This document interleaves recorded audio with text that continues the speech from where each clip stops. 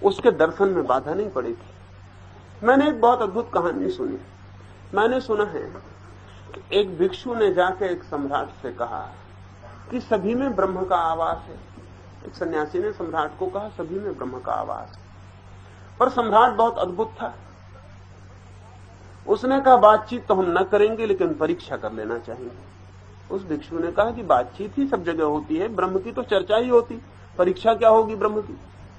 सब में ब्रह्म है, ये मैं तर्क से सिद्ध कर सकता हूं। उस राजा ने कहा तर्क की हम चिंता नहीं करते, हम तो जीवन में प्रयोग करके देख लेना चाहते हैं। उस भिक्षु ने कहा प्रयोग कर ले।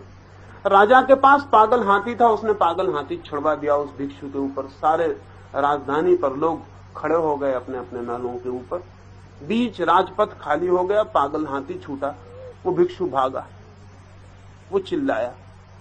पहले बहुत डरा, लेकिन सम्राट ने उससे कहा अरे भूल गए, कहते थे सभी में ब्रह्म है तो पागल हाथी में ब्रह्म नहीं। तब वो बड़ी मुश्किल में पड़ गया। अपने ही तर्क कभी कभी आदमी को बुरी तरह फंसा देते।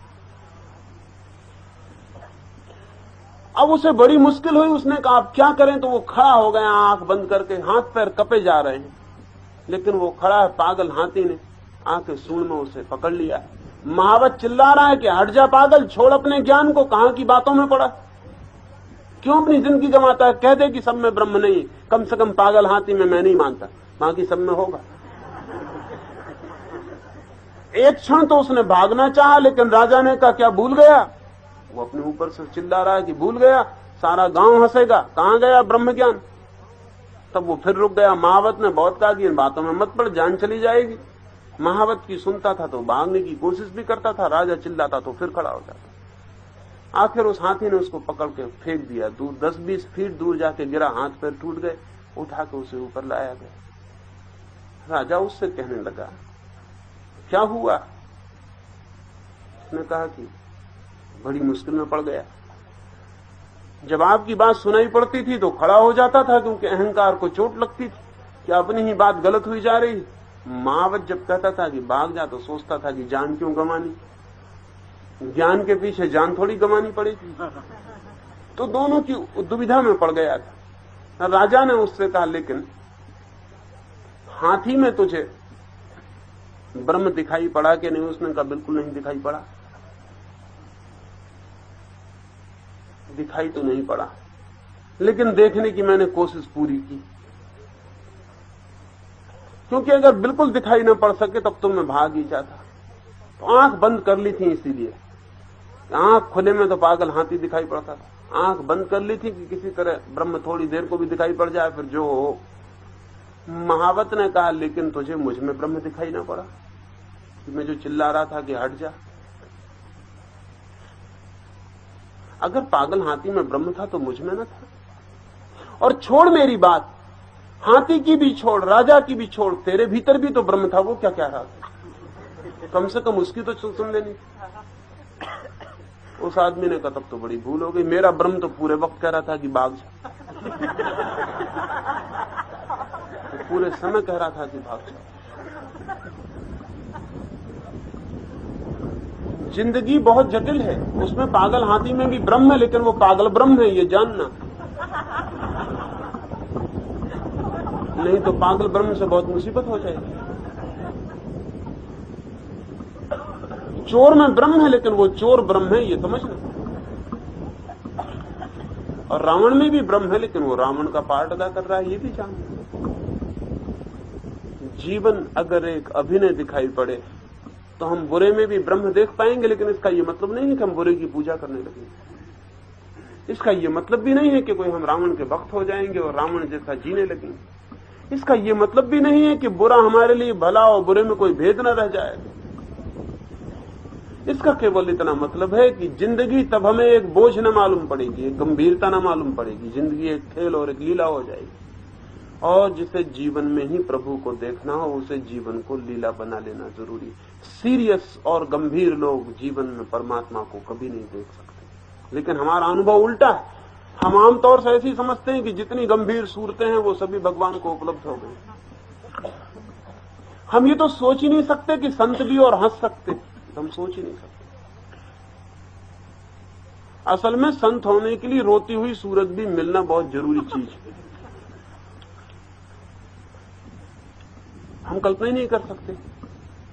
अगर महावीर कहीं रास्ते पर खड़े हुए खिलखिलाते मिल जाएं, तो महावीर के भक्त एकदम भाग जाएंगे वहां से कि कोई गलत आदमी, ये महावीर हो ही नहीं सकता। महावीर वो खिलखिला के हंसते हो रास्ते पर, असंभव। बुद्ध किसी होटल में मिल जाएं, गपशप हम कल्पना नहीं कर सकेंगे, हम विश्वास नहीं कर सकेंगे कि बुद्ध हो सकते। हम जिंदगी को ऐसे कठोरता से लिए हैं कि जिंदगी का हल्कापन, वेटलेसनेस नहीं। जिंदगी एक लीला, एक अभिनय नहीं। जिंदगी बड़ी एक गंभीरता की बात हो गई, और गंभीरता एक रोग, और गंभीरता एक बीमारी।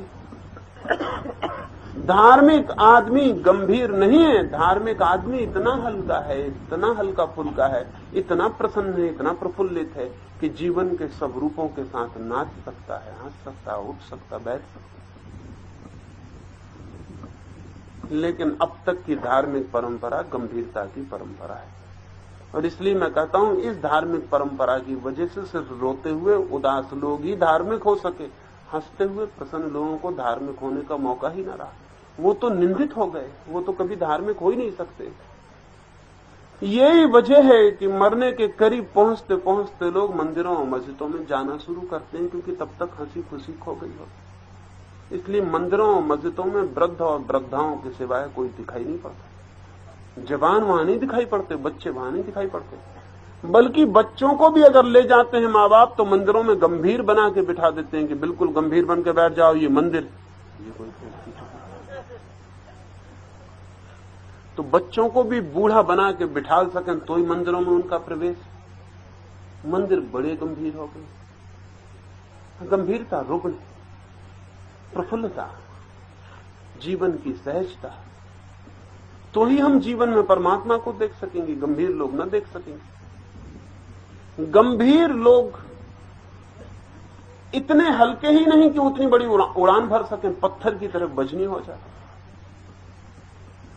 तो मेरे देखे फूल में गंभीरता नहीं, और न हवाओं में गंभीरता है, और न वृक्षों में, और न पक्षियों की आवाजों में, और न आकाश के तारों में, और न सूरज में। अगर हम सारे जगत में खोजने चले जाएं तो सिर्फ आदमी में कुछ आदमी मिल जाएंगे जो गंभीर और उदास और दुखी और भारी, लेकिन जगत में और विश्व में कहीं भी भारीपन नहीं मिलेगा। सारा जगत एक नृत्य में डूबा हुआ है, एक प्रफुल्लता में डूबा हुआ है, एक रस में विभोर है। तो ये भी सूत्र मैं आपसे कहना चाहता हूं कि रस में विभोर हो सकेंगे हल्के होकर जीवन के सब रूपों में, तो शायद प्रभु का दर्शन हो सके सब तरफ। क्योंकि प्रभु तो बहुत आनंद रस में विभोर होकर नाच रहा है, और हमने तय कर लिया है कि सिर्फ गंभीर भगवान से मिलेंगे, और वो कहीं है नहीं, कहीं कोई गंभीर भगवान नहीं। लेकिन हमने तय कर लिया है कि गंभीर भगवान की खोज करनी, और शायद इसीलिए हमने असली भगवान की फिक्र छोड़ दी है और पत्थर की मूर्तियां मंदिरों में बना के रख ली, क्योंकि पत्थर की मूर्तियों से ज्यादा गंभीर और बजनी क्या हो सकता है।